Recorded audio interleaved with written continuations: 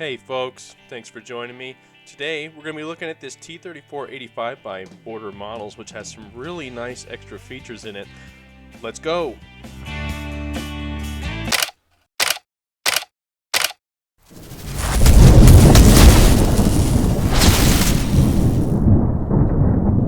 Alright, first things first, let's open this box and see what's... Ooh, wait.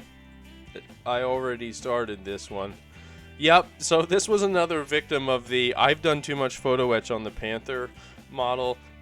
So we actually had started this a couple months ago, and I actually just didn't get a chance to finish it. So I did get a chance though to put some wonderful weld bead textures on using green stuff, epoxy putty, and some white Tamiya putty, as you guys saw me do on the Panther as well. So first thing I wanted to do was clean up this weld, just because it was a little too pronounced and there was too much of an edge to it.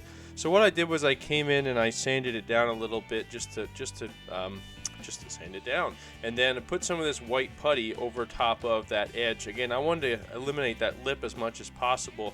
So again, we're just taking diluted white putty just like we do with our rolled and cast steel texture, and we're putting it over that edge just to kind of blend it into the rest of the cast texture that I already had. And while I was at it, again, you got to blend it in, so you're just kind of roughing up the other steel texture that's there, making it look more cast and less rolled. So it kind of worked out well that I had to come back and redo this, because again, I got to blend it in and add more of those awesome textures on these Russian models. I mean, this is my first Russian tank I got to build, and it's so much fun to do all these heavy metal textures. So I came back over with a light sanding sponge just to take any really rough edges off from them gnarly textures that we made earlier. You're really going to want to do that for later when you go to paint. So coming back, I did have a few spare parts that I didn't have attached yet, like this set of tracks.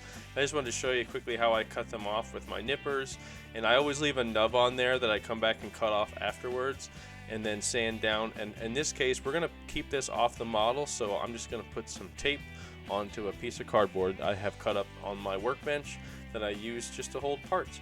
So I had a lot of questions about the photo etch during the Panther build, just because I didn't get a chance to show you guys all that. So I actually want to show you this first step.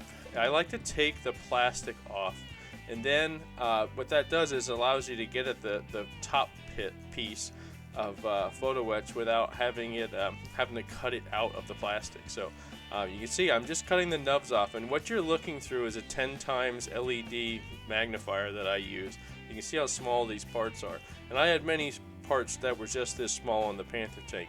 So got a nice zoomed in shot of you guys seeing how I actually had to use my fingernail and this pair of Tamiya photo etch pliers to bend that part at a 90 degree. And now there were some little nub marks, just like when we take a plastic parts off we get brass nubs, and I like to use these knife sharpeners. They actually work well at taking that edge off.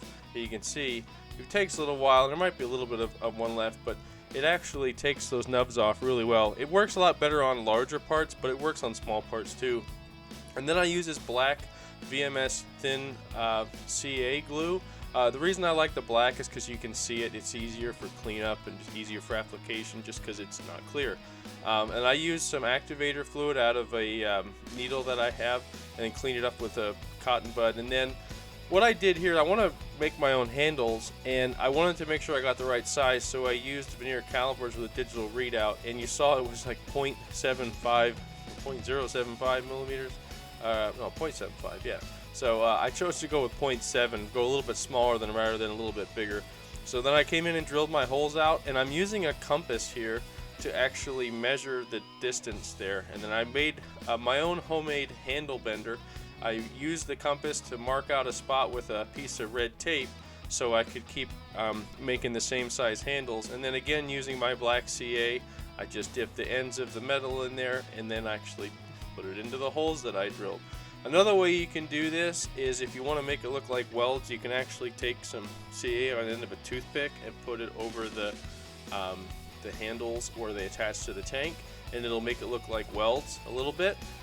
And then what I do is I just take some of this VMS debonder you guys have seen me use in the past, and I just go over it with a little bit of brush to loosen it up, and then I use another cotton swab to clean up any excess and it just looks really good. And believe it or not, it's actually a really nice clean finish. Again, you can see the black, but I wanted it there because I wanted to make it look like welds. So you can see, again, I'm doing the same thing on the turret. So again, you can put it on afterwards or put it on before. Either way, you'll get a little bit of buildup of CA around the edge, which looks really good. So then I'm coming back with some thin cement to add on these little tie downs. I didn't want to make them out of metal, but you'll see I will use those later. And then here what I did was took a 0.4mm drill bit and drilled out this antenna. For whatever reason, the kit was supposed to come with 2 sections, but I never found the top piece. So took a 0.4mm piece of brass and used that as the antenna. Again, this was a really nice feature. I will say that I think I knocked this off probably 3 to 4 times before giving up, and I kept the antenna off. So it's not on there right now. I'm going to put it back on at the end just because it kept breaking off. So coming back with some more black CA, attaching that turned metal barrel that the kit came with. This was included in the kit. I did not buy it aftermarket. So this next step, I just want to show you some of my build process. Again, because I didn't catch a lot of it in the beginning when I was working on this. So I like to sand down all those nubs on my parts. I use Tamiya's thin cement for putting all my parts together.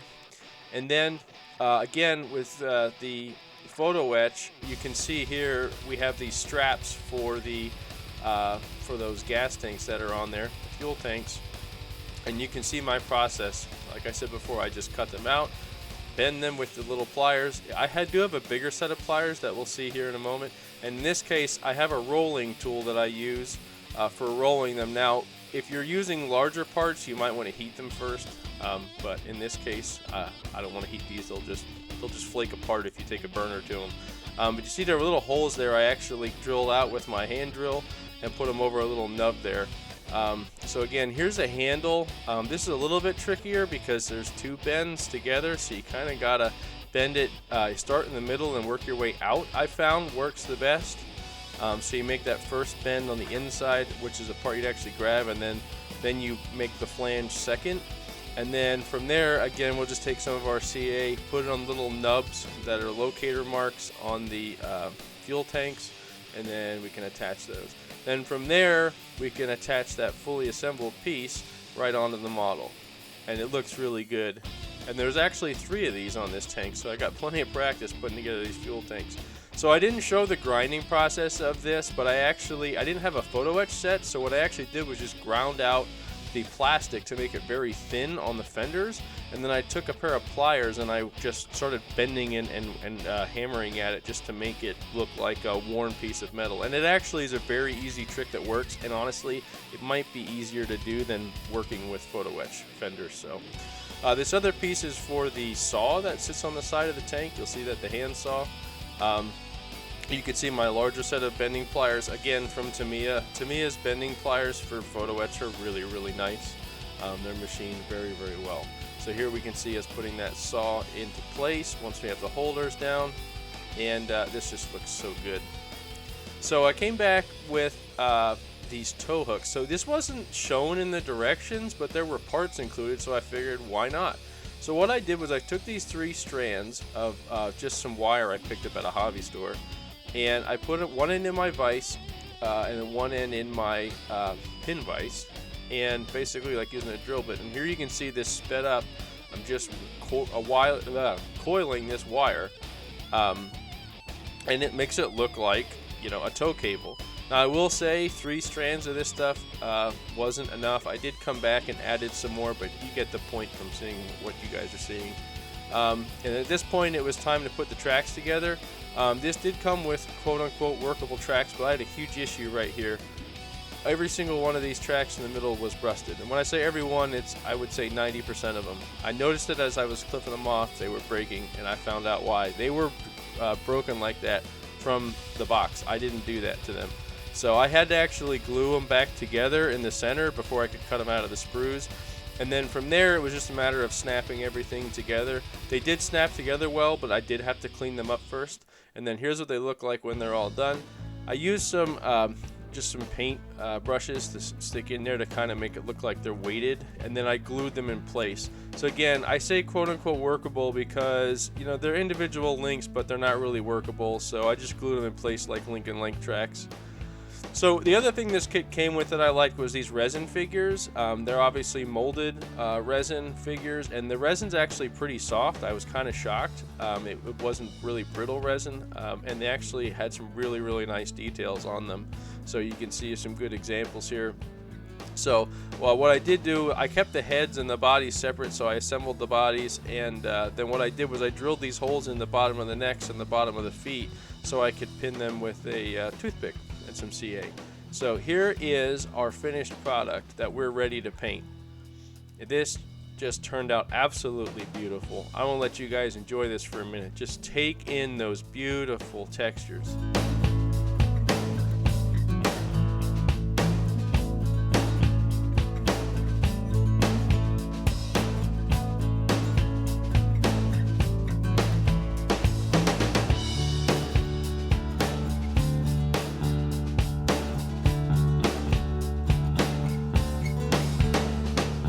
We're not done there. We're going to paint this model today. So the first thing we have to do is disassemble it.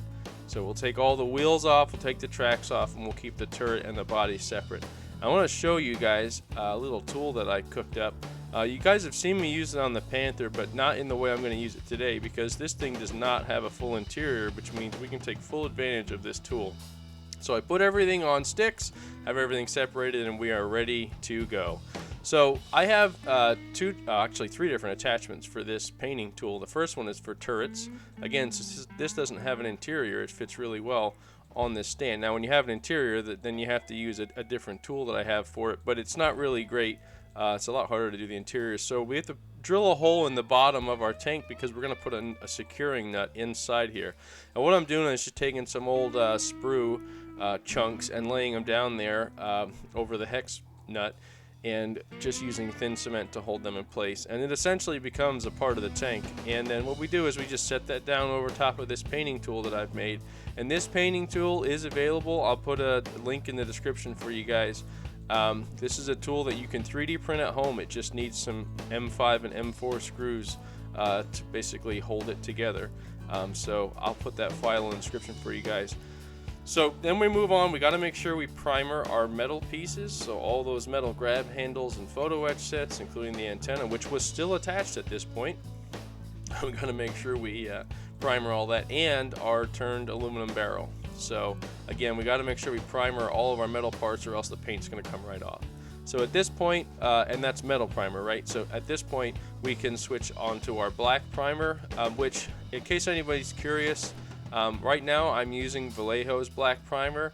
I've heard some people don't like this. I've heard some people that swear by Mr. Surfacer, which I do also have, but I just had I had Vallejo's available and ready to rock, so I just put that in, and I haven't had any issues with it, so I really can't complain.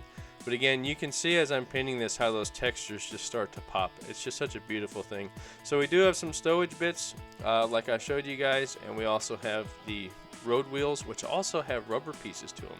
I want to talk some more about that eventually, but let's just take a moment to see these textures. Now that they're all covered up with that black primer, again, let's always take a moment at this point to appreciate all our hard work that we put into the construction phase. Because this right now is just such a beautiful thing to see.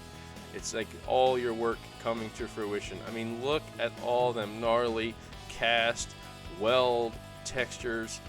There's even some cut marks too, where they cut off the. I'm assuming there was a nub or something around the front of the turret. So at this point, I also decided that I needed to add more stuff. I didn't feel like I had enough stuff, so I actually decided to make some tarps out of some green stuff putty. And I didn't have any powder or like anything on me to like stop it from sticking, so I actually used some petroleum jelly, which works just as well.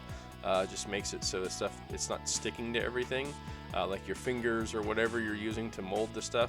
And then I just used some silicone brushes to sculpt them into place. Now this is the first time I ever made them on my own, and I think they got a little, I feel like they got a little too thick. But I really struggled to get them to go any thinner, and I was using a roller and everything. Lots of pressure, but I think it still turned out pretty good. And then I mixed in the bags that did come with the kit. Again, just trying to put a tarp here underneath this rolled up bag or tarp. Just trying to add a little bit more visual texture to our model. And again, for my first time making them, I think it turned out pretty well.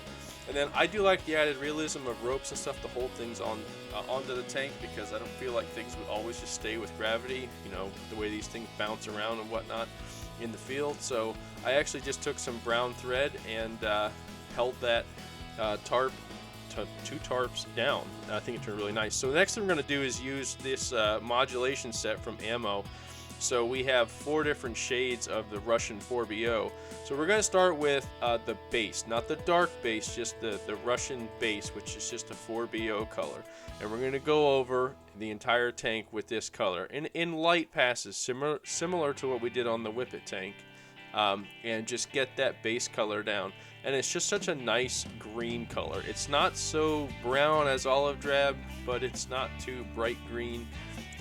It's just a nice happy green color, and that's just what we're going to put down over all that beautiful texture. Just look at how that pops. So the next step is going to come back with that dark base, and this is kind of like the grime pass that I do. I have it really thinned down, but basically we're adding in artificial shadows to areas that are recessed or around openings of hatches and whatnot, and especially the bottom of the tank here. We want to paint that darker, shadowy 4BO color.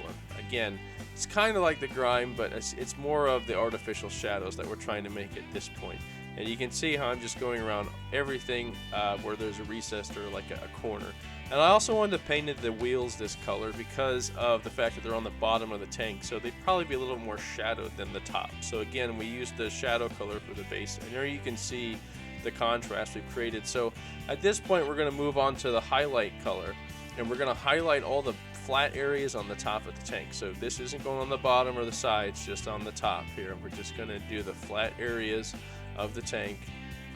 This highlights, or this isn't highlights, I'd say it's light base color, right? So all the flat areas, we're just trying to lighten it up, and this essentially becomes the base color of the tank. So it's a little bit lighter, but again, when we come back over it during the weathering stages, it'll tone it all down. So it's okay if it looks a little light. So then the last step here was the highlights, and I just came over the really high raised areas, the top of those fuel cans, basically anything that came to a point towards the top of the tank here, where the barrel comes into the gun mantlet.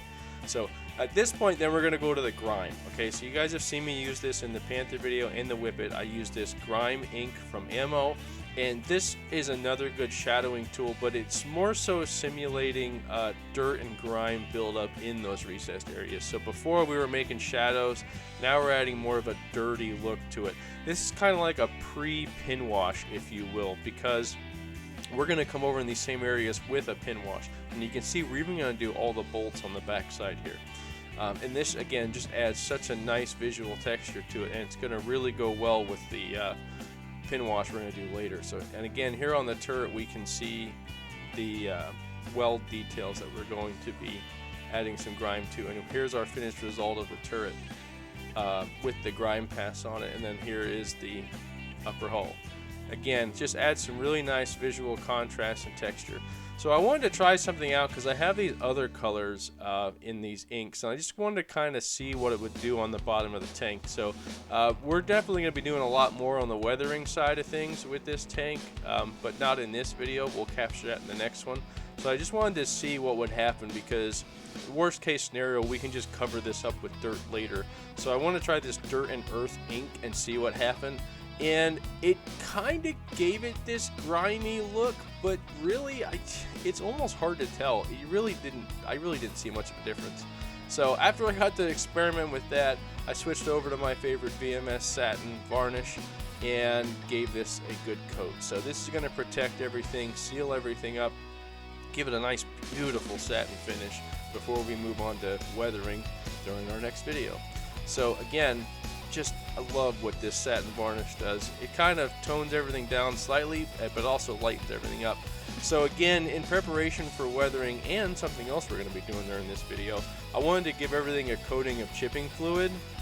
Again, this is in preparation for some dusting we're going to do in the next video, and also for a white stripe we're going to be adding to the turret here after a bit. So that takes some time to dry, so while I was waiting for the chipping fluid to dry, I came back and painted the tracks. Now again, I'm only painting them this dark tracks color just to buy myself some time waiting for that chipping fluid to get done.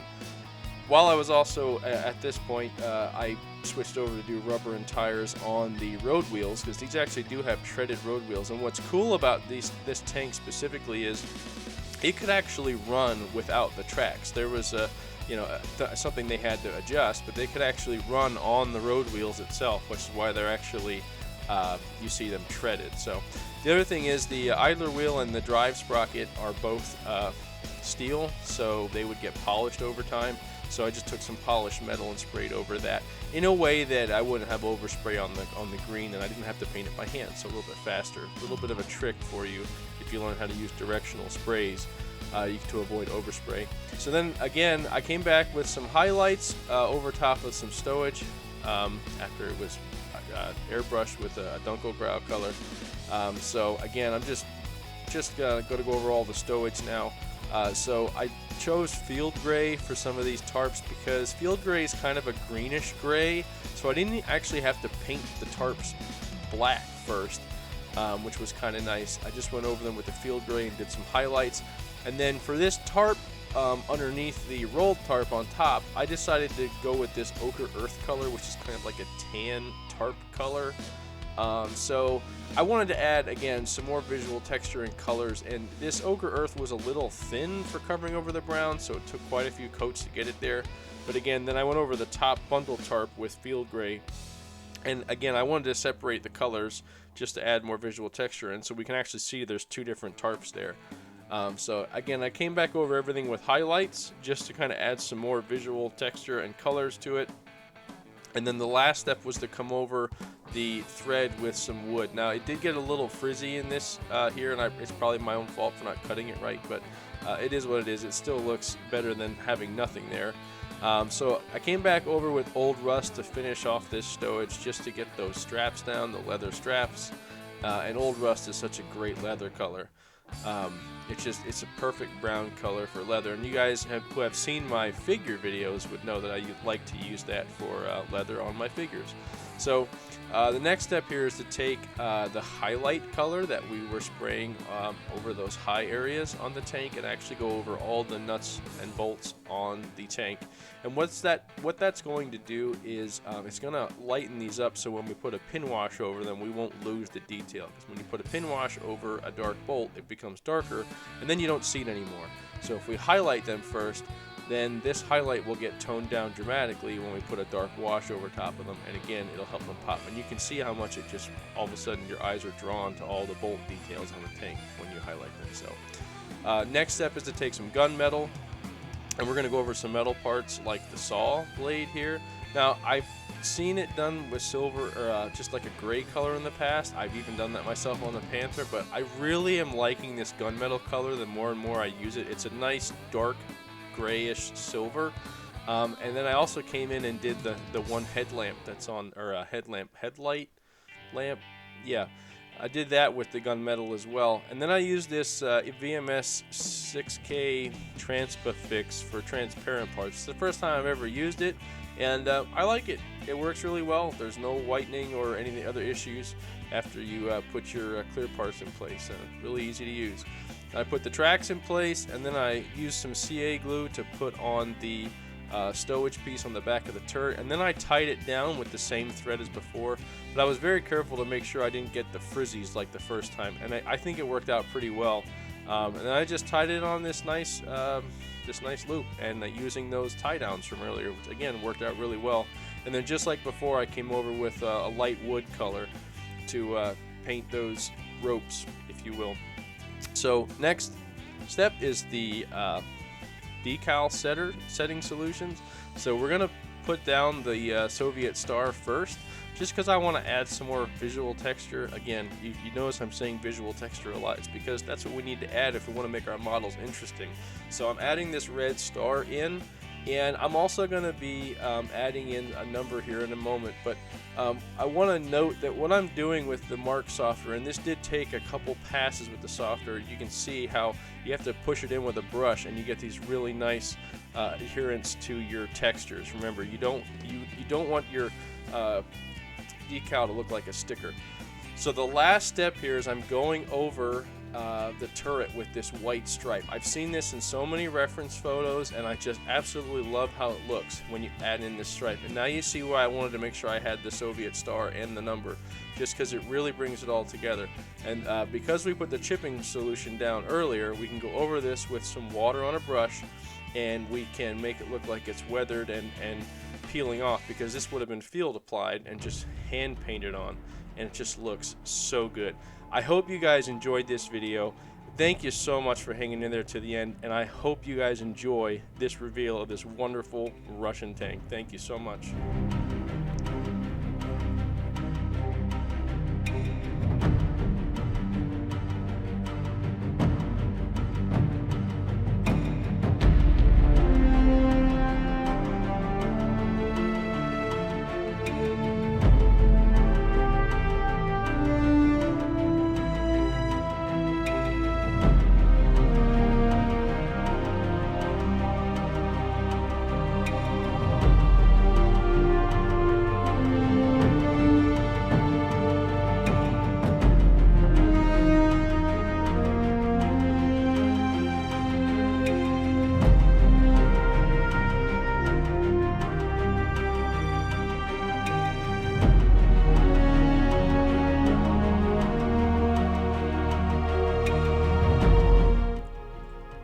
Thank you all for hanging in there till the end. I hope you enjoyed this video. If you did, please leave a like and comment. If you want to see the rest of this build, don't forget to subscribe. I am going to be weathering this thing and putting it on a vignette that I'll be designing myself and 3D printing, so you don't want to miss that. And I hope you'll join me for the next video.